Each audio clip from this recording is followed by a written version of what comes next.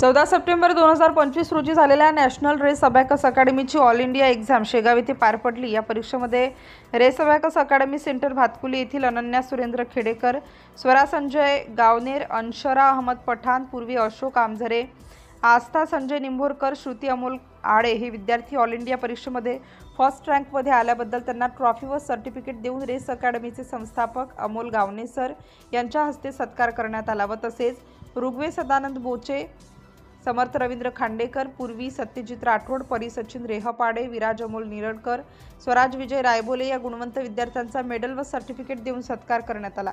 21व्या युगामध्ये विद्यार्थ्यांच्या गुणवत्ता व मानसिक विकास व्हावा या दृष्टीने रेस अकॅडमीची सुरुवात भातकुली येथे करण्यात आली।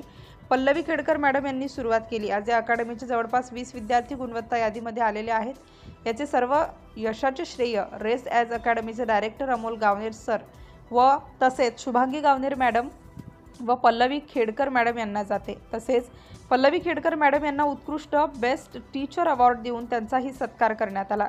सिटी इंडिया न्यूजसाठी अमरावती जिल्हा प्रतिनिधी रवींद्र खेडकर।